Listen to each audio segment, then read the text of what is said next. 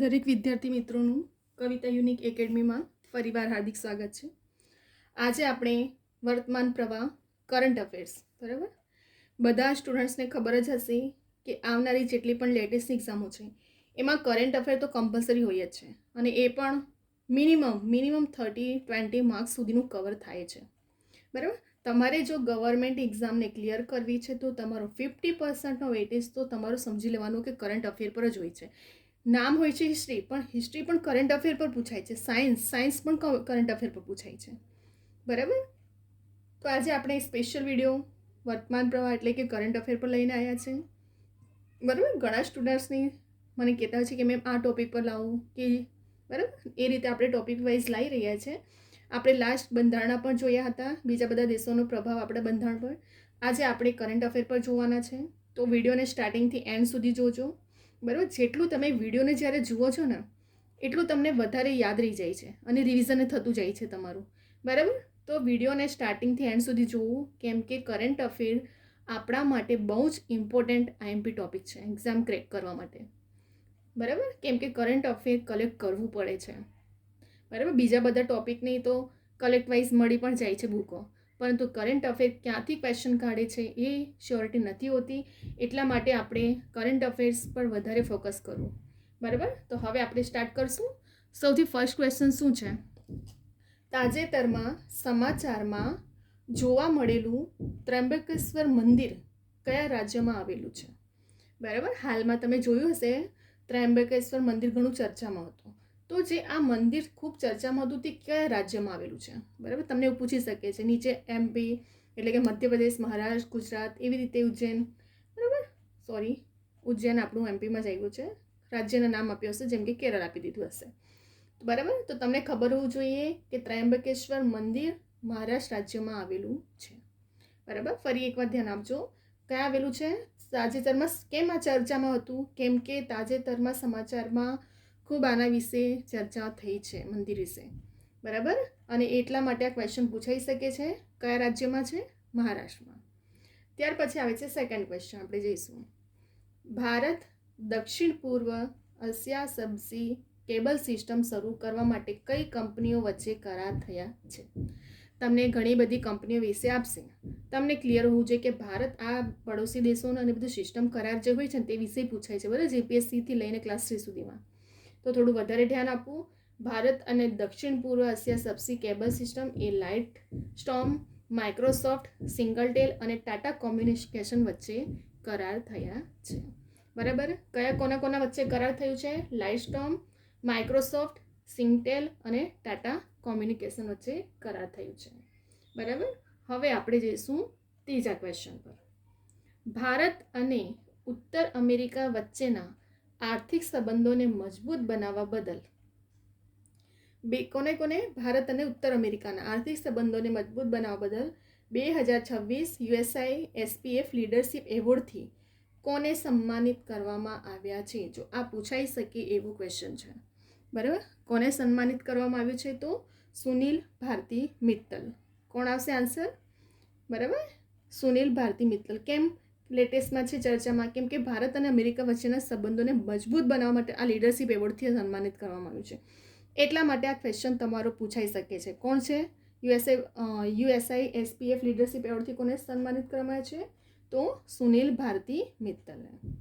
ત્યાર પછી આવે છે ભારતમાં અમરનાથ યાત્રાનું સંચાલન કોના દ્વારા કરવામાં આવે છે બરાબર. હાલમાં ઘણા બધા યાત્રાનું સંચાલન થઈ રહ્યું હતું અમરનાથની યાત્રાનું બરાબર.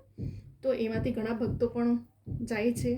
તો એમાંનું લેટેસ્ટમાં જે ક્વેશ્ચનો પૂછાઈ શકે છે, તો તમને કેવી રીતે પૂછી શકીએ છે કે અમરનાથ યાત્રાનું સંચાલન કોના દ્વારા કરવામાં આવે છે? તો શ્રી અમરનાથજી શ્રાઇન બોર્ડ દ્વારા. શું આવશે આન્સર? શ્રી અમરનાથજી શ્રાઇન બોર્ડ દ્વારા બરાબર. કોનું સંચાલન કરાવે છે? તો અમરનાથના યાત્રાનું સંચાલન કરવામાં આવે છે. કોનો દ્વારા? શ્રી અમરનાથજી શ્રાઇન બોર્ડ દ્વારા. કયા સ્થળેથી અમરનાથ યાત્રાનો પ્રારંભ થાય છે બરાબર. તો જે રીતે તમને પૂછ્યું કે અમરનાથ યાત્રાનું સંચાલન કોના દ્વારા કરવામાં આવે છે, તો શ્રી અમરનાથજી શ્રાઇન બોર્ડ દ્વારા. અને કયા સ્થળે? તો પહેલગામમાં.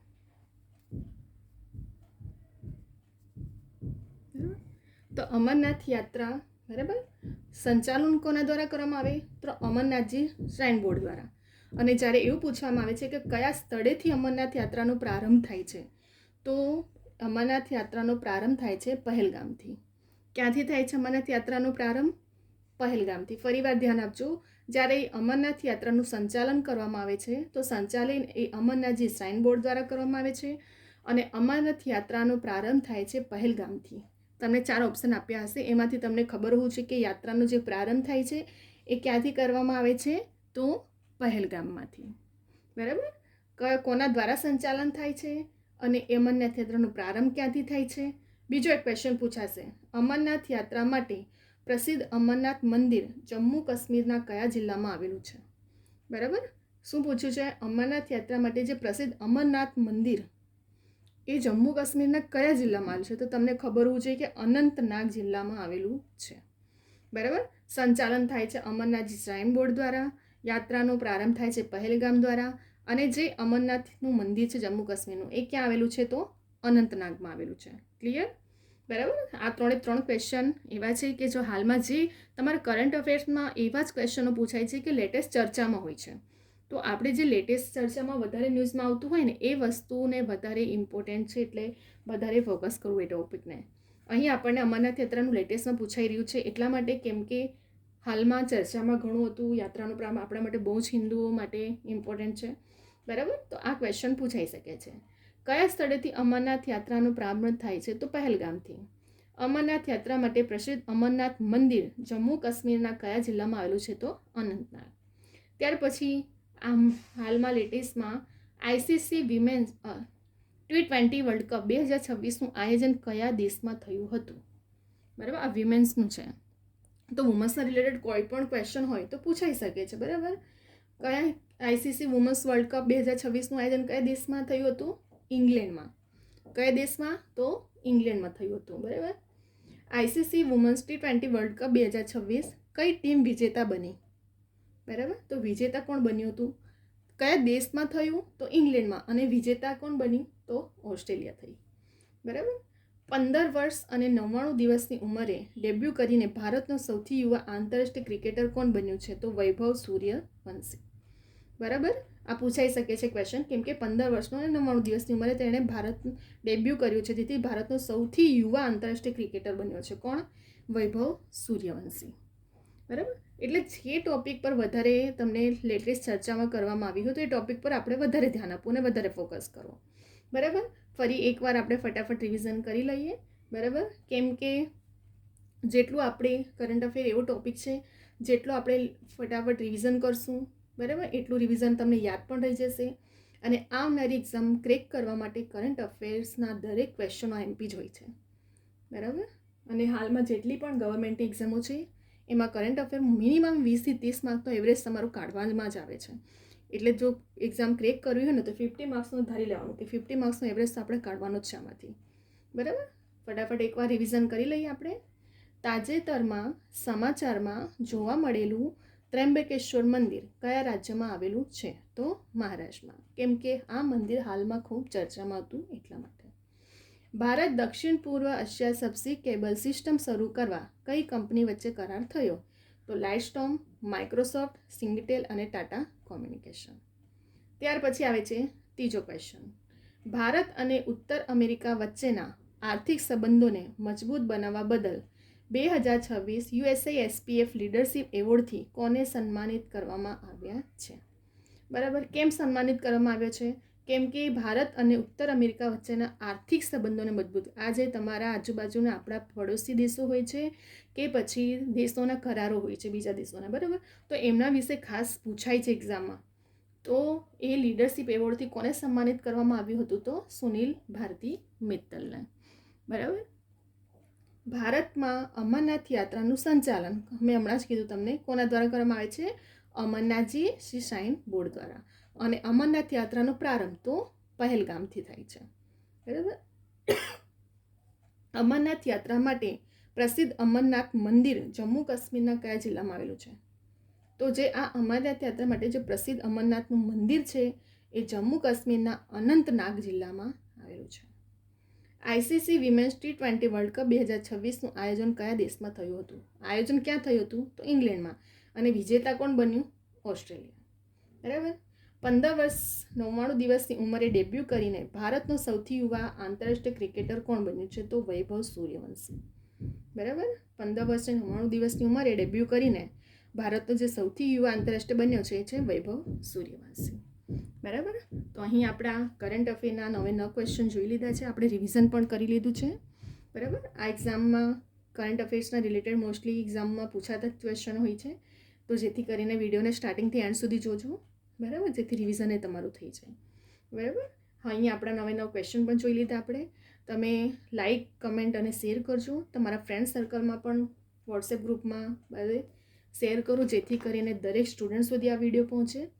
અને ખાસ કરીને ચેનલને સબસ્ક્રાઈબ કરવાનું ભૂલતા નહીં, કેમ કે આ ચેનલ પર ફક્ત રેકોર્ડેડ લેક્ચર જ નહીં, પરંતુ જેટલી પણ લેટેસ્ટ એક્ઝામ આવનારી એક્ઝામો છે એની લેટેસ્ટ ઇન્ફોર્મેશનો પણ અપડેટ કરવામાં આવે છે.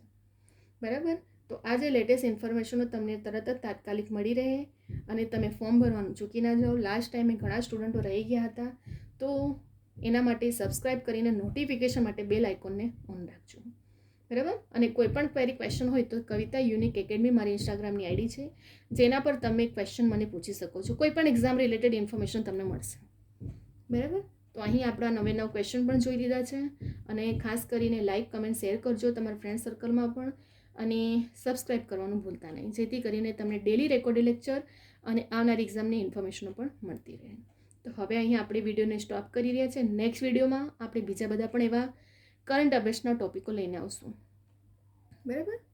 હવે આપણે અહીં વિડીયોને સ્ટોપ કરી રહ્યા છીએ. અને નેક્સ્ટ વિડીયોમાં આપણે એવા ઘણા બધા ટોપિકો લઈને આવશું, જેથી કરીને આવનારી જેટલી પણ લેટેસ્ટ એક્ઝામો છે એમાં તમને 2 થી 3 માર્ક્સ કવર કરવા માટે એક વિડીયો ઇનફ હશે. બરાબર. અને મારા દરેક વિડીયો જોજો સ્ટાર્ટિંગથી એન્ડ સુધી. આ ચેનલ પર ગુજરાતી ગ્રામરના, ઇંગ્લિશ ગ્રામરના, મેથ, રીઝનિંગના, બરાબર, બંધારણના દરેક ટોપિક પર હું વિડીયો લાવી રહી છું. બરાબર. કેમ? અને મારા દરેક વિડીયો ઓથેન્ટિક બુકના નિયમો, કેમ કે math, reasoning, short trick, short method, Gujarati ગ્રામરના, તો દરેક વિડીયો મારા જોજો. તમને એક્ઝામ ક્રેક કરવામાં ઘણા હેલ્પફુલ થશે. બરાબર.